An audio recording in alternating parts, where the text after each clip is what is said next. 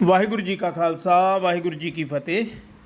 झूलते निशान रहे पंथ महाराज के, रहू खालसा तेरी जुगो जुग चढ़दी कला। गुरु प्यारी साध संगत जी, ਇਹ ਸ਼ਬਦ ਇਸ ਕਰਕੇ ਬੋਲੇ ਜਾ ਰਹੇ ਆ ਕਿ ਜਦੋਂ ਕਰੋਨਾ ਕਾਲ ਦੇ ਵਿੱਚ ਸਭ ਕੁਝ ਬੰਦ ਹੋ ਗਿਆ ਸੀ, ਲੋਕੀ ਤਰਾਸ ਕਰਨ ਲੱਗ ਪਏ ਸੀ, ਤੇ ਉਦੋਂ ਇੱਕ ਜਗ੍ਹਾ ਨਹੀਂ ਸੀ ਬੰਦ ਹੋਈ, ਤੇ ਉਹ ਸੀ ਗੁਰੂ ਸਾਹਿਬਾਨਾਂ ਦੀਆਂ ਬਖਸ਼ਿਸ਼ਾਂ ਸਿੱਖ ਕੌਮ ਦੇ ਗੁਰਦੁਆਰੇ। ਇਸੇ ਲਈ ਅੱਜ ਗੁਰਦੁਆਰਿਆਂ ਵਿੱਚ ਲੋਕਾਂ ਦੀ ਆਸਥਾ ਫਿਰ ਤੋਂ ਜਾਗੀ ਹੈ। ਤੇ ਅੱਜ ਜੇ ਗੱਲ ਕਰਾਂ ਤੇ ਉਸ ਜਗ੍ਹਾ ਤੇ ਗੁਰਦੁਆਰੇ ਦਾ ਨਿਰਮਾਣ ਹੋਇਆ ਜਿੱਥੇ ਟਾਮਾ ਸਿੱਖ ਵਸਦਾ। ਤੇ ਗੱਲ ਕਰਦੇ ਹਾਂ ਅਰੁਣਾਚਲ ਪ੍ਰਦੇਸ਼ ਦੇ ਸ਼ਹਿਰ ਹਪੋਲੀ ਜ਼ੀਰੋ ਦੀ, ਜੋ ਕਿ ਬਿਲਕੁਲ ਚੀਨ ਦੇ ਬਾਰਡਰ ਉੱਪਰ ਹੈ। ਅੱਜ ਗੱਲ ਕਰੀਏ ਤਾਂ ਇਸ ਜਗ੍ਹਾ ਦੇ ਉੱਤੇ ਸਿੰਘ ਸਭਾ ਗੁਰਦੁਆਰੇ ਦਾ ਨਿਰਮਾਣ ਹੋਇਆ।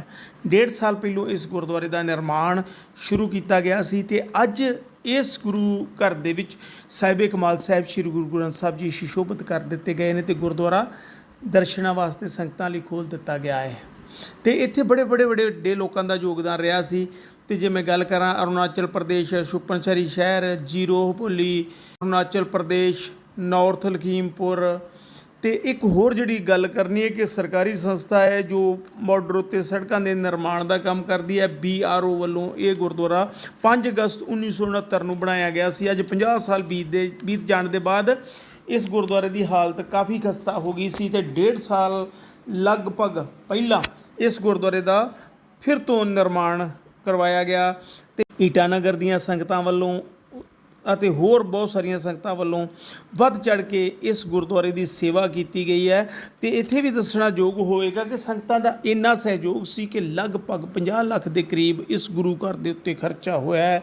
ਤੇ ਅੱਜ ਇਹ ਗੁਰਦੁਆਰਾ ਸੰਗਤਾਂ ਦੇ ਅਰਪਣ ਕਰ ਦਿੱਤਾ ਗਿਆ ਹੈ। ਸੰਗਤਾਂ ਬੜੀ ਸ਼ਰਧਾ ਅਤੇ ਭਾਵਨਾ ਦੇ ਨਾਲ ਇਸ ਗੁਰੂ ਘਰ ਵਿੱਚ ਆ ਗਈਆਂ ਨੇ, ਕਿਉਂਕਿ ਗੁਰੂ ਗ੍ਰੰਥ ਸਾਹਿਬ ਜੀ ਦਾ 4 ਵਰਨਾਂ ਨੂੰ ਸਾਂਝਾ ਉਪਦੇਸ਼ ਹੈ।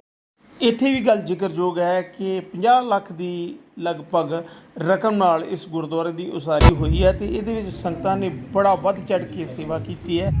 ਇੱਕ ਵਾਰ ਫਿਰ ਪੂਰੀ ਸਿੱਖ ਕੌਮ ਨੂੰ ਦੇਸ਼ਾਂ ਵਿਦੇਸ਼ਾਂ ਵਿੱਚ ਵਾਸਤੇ ਸਿੱਖ ਭਾਈਚਾਰੇ ਨੂੰ ਬਹੁਤ ਮੁਬਾਰਕਾਂ ਕਿ ਸਿੱਖ ਕੌਮ ਨੇ ਇੱਕ ਮੰਜ਼ਿਲ ਹੋਰ ਸਰ ਕਰ ਲਈ ਹੈ ਅਤੇ ਆਪਣਾ ਪ੍ਰਚਾਰ ਜੋਰਾਂ ਸ਼ੋਰਾਂ ਨਾਲ ਸ਼ੁਰੂ ਕਰ ਦਿੱਤਾ ਹੈ।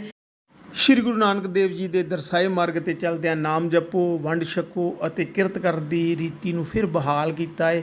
ਅਤੇ ਇਹ ਗੁਰਦੁਆਰਾ ਇੱਕ ਵਾਰ ਫਿਰ ਪੂਰੀ ਦੁਨੀਆ ਦੇ ਵਿੱਚ ਕਿਸੇ ਭੇਦਭਾਵ ਦੇ, ਕਿਤੇ ਜਾਤੀ ਰੰਗ ਨਸਲ ਦੇ, ਸਿੱਖ ਕੌਮ ਦੀ ਅਤੇ ਹੋਰ ਕੌਮਾਂ ਜਿੰਨੀਆਂ ਵੀ ਇਸ ਗੁਰਦੁਆਰੇ ਵਿੱਚ ਆਉਣਗੀਆਂ ਉਹਨਾਂ ਦੀ ਸੇਵਾ ਵਿੱਚ 24 ਘੰਟੇ ਤਤਪਰ ਰਹਿਣਗੇ।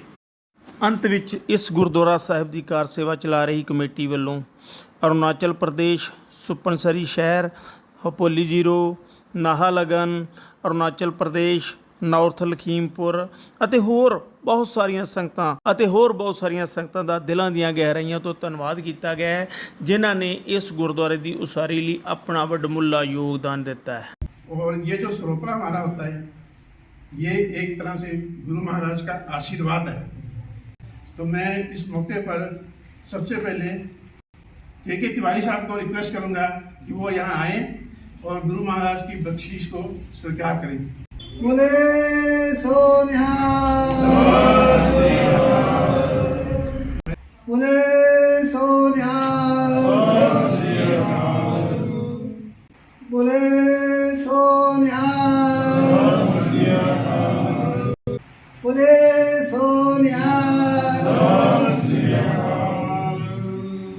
बोले सो निहाल, बोले सो निहाल। हम लोग लखीमपुर गुरुद्वारा प्रबंधक कमेटी की तरफ से इस नए गुरुद्वारे में जिन लोगों का सहयोग था, नए गुरुद्वारे बनाने में जिन लोगों का सहयोग था, उनमें प्रमुख सुखविंदर जी को हम लोग 100 रुपये से सम्मान करना चाहते हैं। बोले सोनिया, बोले सोनिया, हाँ।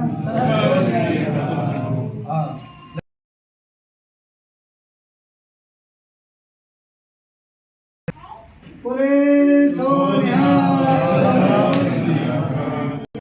ਅੱਜ ਅਸੀਂ ਅਰੁਣਾਚਲ ਪ੍ਰਦੇਸ਼ ਜ਼ੀਰੋ ਅਪਰ ਸੁਬਨਸਰੀ ਸਿਆਂਗ ਡਿਸਟ੍ਰਿਕਟ ਦੇ ਹੈੱਡਕੁਆਟਰ ਅਪੋਲੀ 'ਚ ਸਾਰੇ ਖੜੇ ਆ ਤੇ ਇੱਕ ਗੁਰਦੁਆਰਾ ਸਾਹਿਬ ਦੀ ਬਿਲਡਿੰਗ ਜੋ ਰੀਕਨਸਟਰਕਟ ਕੀਤੀ ਗਈ ਹੈ, ਦੁਬਾਰਾ ਤੋਂ ਬਣਾਈ ਗਈ ਆ।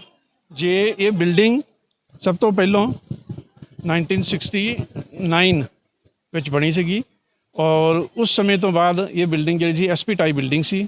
ਅੱਜ ਇਸ ਬਿਲਡਿੰਗ ਨੂੰ ਸਾਰੀ ਸੰਗਤ ਦੇ ਸਹਿਯੋਗ ਦੇ ਨਾਲ ਅਸੀਂ ਮਿਲ ਜੁਲ ਕਰਕੇ ਬਹੁਤ ਕੋਸ਼ਿਸ਼ ਕੀਤੀ ਕਿ ਇਹਨੂੰ ਰਿਨੋਵੇਟ ਕੀਤਾ ਜਾਏ, ਪਰ ਪੁਰਾਣੀ ਬਿਲਡਿੰਗ ਬਹੁਤ ਖਰਾਬ ਹੋ ਚੁੱਕੀ ਸੀਗੀ ਤੇ ਹੁਣ ਨਵੀਂ ਆਰਸੀਸੀ ਬਿਲਡਿੰਗ ਬਣਾਈ ਆ। ਮੈਂ ਸਾਰੀ ਸੰਗਤ, ਇੱਥੋਂ ਦੀ ਸੰਗਤ, ਨਾਲ ਲਿਖਣ ਦੀ ਸੰਗਤ, ਲਖੀਮਪੁਰ ਦੀ ਸੰਗਤ ਔਰ ਬਾਕੀ ਸਾਰੇ ਵੀ ਜਿਨ੍ਹਾਂ ਵੀਰ ਭਰਾ ਭੈਣ ਭਰਾਵਾਂ ਨੇ ਇਹਦੇ ਵਿੱਚ ਸਹਿਯੋਗ ਦਿੱਤਾ, ਉਹਨਾਂ ਸਭਨਾਂ ਦਾ ਬਹੁਤ ਧੰਨਵਾਦੀ ਹਾਂ। ਸਾਰਿਆਂ ਦੀ ਜੋ ਵੀ ਇਹਨਾਂ ਨੇ ਆਪਣੀ ਸ਼ਰਧਾ ਦੇ ਨਾਲ ਜੋ ਵੀ ਇੱਥੇ ਸੇਵਾ ਕੀਤੀ ਆ, ਉਹਦੇ ਨਾਲ ਅਸੀਂ ਗੁਰਦੁਆਰਾ ਸਾਹਿਬ ਦੀ ਨਵੀਂ ਬਿਲਡਿੰਗ ਅੱਜ ਬਣਾਈ ਆ ਔਰ ਅੱਜ ਗੁਰੂ ਮਹਾਰਾਜ ਦਾ ਪ੍ਰਕਾਸ਼ ਕੀਤਾ ਇਸ ਨਵੀਂ ਬਿਲਡਿੰਗ ਦੇ ਵਿੱਚ। 1 ਮਹੀਨਾ ਪਹਿਲਾਂ ਅਸੀਂ ਇੱਥੇ ਸਹਿਜ ਪਾਠ ਰੱਖਿਆ ਸੀਗਾ ਤੇ ਅੱਜ ਉਹਦਾ ਭੋਗ ਪਾਇਆ ਹੈ। ਇਸ ਬਿਲਡਿੰਗ ਨੂੰ ਬਣਾਉਣ ਲਈ 1.5 ਸਾਲ ਲੱਗ ਗਿਆ। ਇਹ ਬਿਲਡਿੰਗ ਵਿੱਚ ਬੇਸਮੈਂਟ ਵੀ ਬਣੀ ਆ, ਨਾਲੇ ਪਿੱਛੇ 3 ਕਮਰੇ ਬਣੇ ਆ ਔਰ 3 ਕਮਰੇ ਉੱਪਰ, 3 ਨੀਚੇ, 6 ਕਮਰੇ ਹੋ ਗਏ ਆ, ਨਾਲੇ ਇੱਕ ਬੇਸਮੈਂਟ ਬਣ ਗਈ ਹੋਈ ਆ। ਅਜੇ ਅਸੀਂ ਸੰਗਤਾਂ ਦੇ ਰਹਿਣ ਲਈ ਅਜੇ ਨਹੀਂ ਕੀਤਾ। ਇਹ ਜਿਹੜੇ 3 ਕਮਰੇ ਪਿੱਛੇ ਬਣੇ ਹੋਏ ਆ ਉਹ ਅਸੀਂ ਇੱਕ ਤੇ ਲੰਗਰ ਹਾਲ 'ਚ ਬਾਅਦ 'ਚ ਤਬਦੀਲ ਕਰਾਂਗੇ ਔਰ ਜਿਹੜੇ 2 ਕਮਰੇ ਆ ਨੀਚੇ ਵਾਲੇ ਵੀ ਔਰ ਉੱਪਰ ਵਾਲੇ ਵੀ, ਉਹ 'ਤੇ ਗਿਆਨੀ ਔਰ ਉਹਦੇ ਨਾਲ ਜਿਹੜੇ 1-2 ਬੰਦੇ ਰਹਿੰਦੇ ਇੱਥੇ ਪਰਮਾਨੈਂਟਲੀ, ਉਹਨਾਂ ਨੂੰ ਦਿੱਤੇ ਜਾਣਗੇ। ਬਾਅਦ 'ਚ ਅਸੀਂ ਕੋਸ਼ਿਸ਼ ਕਰਾਂਗੇ ਕਿ ਇੱਥੇ ਹੋਰ ਵੀ ਥੋੜ੍ਹੇ ਜਿਹੇ ਕਮਰੇ ਬਣਾਏ ਜਾਣ ਤਾਂ ਕਿ ਜਿਹੜੀ ਸੰਗਤ ਬਾਹਰੋਂ ਆਉਂਦੀ ਆ ਉਹਨਾਂ ਨੂੰ ਵੀ 1-2 ਦਿਨ ਇੱਥੇ ਗੁਰਦੁਆਰੇ ਸਾਹਿਬ 'ਚ ਜਿੱਦਾਂ ਬਾਕੀ ਗੁਰਦੁਆਰਿਆਂ 'ਚ ਰਹਿੰਦੇ ਆ ਇੱਥੇ ਵੀ ਉਹੀ ਅਸੀਂ ਸਹੂਲੀਅਤ 'ਚ ਕੋਸ਼ਿਸ਼ ਕਰਾਂਗੇ ਕਿ ਹੋ ਜਾਏ। ਔਰ ਇੱਥੇ ਵੀ ਸਾਰਿਆਂ ਨੇ, ਸਾਰੀ ਸੰਗਤ ਨੇ ਮਿਲ ਜੁਲ ਕਰਕੇ ਕੀਤਾ ਵਾ। ਮੇਰੇ ਖਿਆਲ 'ਚ ਜਿਹਨੇ 1 ਪੈਸਾ ਵੀ ਦਿੱਤਾ ਵਾ ਉਹਦਾ ਵੀ ਯੋਗਦਾਨ ਬਰਾਬਰ ਦਾ ਵਾ ਔਰ ਜਿਹਨੇ 1 ਲੱਖ ਰੁਪਇਆ ਦਿੱਤਾ ਉਹਦਾ ਵੀ ਯੋਗਦਾਨ ਬਰਾਬਰ ਦਾ ਵਾ। ਇਸ ਲਈ ਜੋ ਆਪਣੀ ਸ਼ਰਧਾ ਦੇ ਨਾਲ ਜਿੰਨਾ ਵੀ ਦਿੱਤਾ, ਮੇਰੇ ਖਿਆਲ ਨਾਲ ਸਾਰਿਆਂ ਦਾ ਯੋਗਦਾਨ ਬਿਲਕੁਲ ਬਰਾਬਰ ਹੈ। ਹਾਂਜੀ, ਮੈਂ ਬਾਕੀ ਸਾਰੇ ਹਿੰਦੁਸਤਾਨ ਦੀਆਂ ਵੀ ਔਰ ਪੰਜਾਬ ਦੀਆਂ ਵੀ ਸੰਗਤਾਂ ਜੇ ਸਾਡਾ ਪ੍ਰੋਗਰਾਮ ਦੇਖ ਰਹੀਆਂ, ਮੈਂ ਸਾਰਿਆਂ ਨੂੰ ਬੇਨਤੀ ਕਰੂੰਗਾ ਕਿ ਤੁਸੀਂ ਅਰੁਣਾਚਲ ਵਿੱਚ ਆਓ।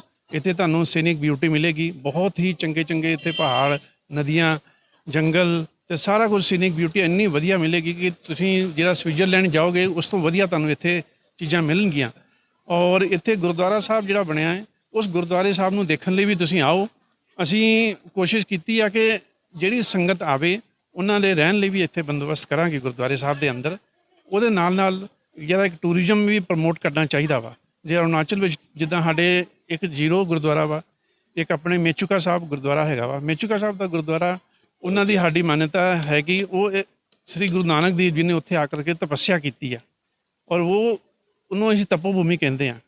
ਉਸ ਗੁਰਦੁਆਰੇ ਦੀ ਵੀ ਬਹੁਤ ਮਾਨਤਾ ਹੈ ਤੇ ਬਹੁਤ ਦੂਰੋਂ ਦੂਰੋਂ ਸੰਗਤਾਂ ਆ ਕਰਕੇ ਉੱਥੇ ਦਰਸ਼ਨ ਕਰਦੀਆਂ ਨੇ ਔਰ ਗੁਰੂ ਮਹਾਰਾਜ ਦੀ ਜੋ ਵੀ ਉਹਨਾਂ ਦੀ ਬਖਸ਼ੀਸ਼ ਹੈ, ਉਹਨਾਂ ਦੀ ਆਸ਼ੀਰਵਾਦ ਲੈਂਦੇ ਆ।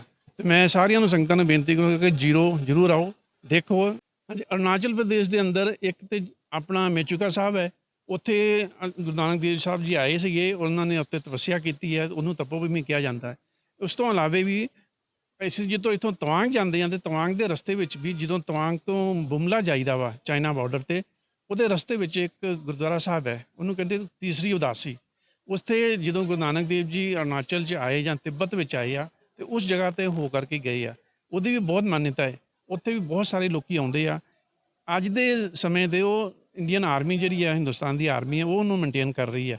ਤੇ ਮੈਂ ਉੱਥੇ ਚਾਰੋਂ ਤਰਫ ਸਰਦੀਆਂ ਦੇ ਮਹੀਨਿਆਂ 'ਚ ਬਰਫ਼ ਜੰਮੀ ਰਹਿੰਦੀ ਆ, ਤੇ ਉੱਥੇ ਵੀ ਜੇ ਸੰਗਤ ਆਵੇ ਉਸ ਗੁਰਦੁਆਰੇ ਨੂੰ ਵੀ ਦੇਖੇ, ਤੇ ਉਹ ਵੀ ਇੱਕ ਇੱਦਾਂ ਦਾ ਸਾਡਾ ਇਤਿਹਾਸਿਕ ਗੁਰਦੁਆਰਾ ਹੈ ਕਿ ਜਿੰਨੇ ਬਹੁਤ ਸਾਰੇ ਲੋਕ ਆ ਸਕਦੇ ਆ ਔਰ ਉੱਥੇ ਟੂਰਿਜ਼ਮ ਅਸੀਂ ਪ੍ਰਮੋਟ ਕੀਤਾ ਜਾ ਸਕਦਾ ਹੈ।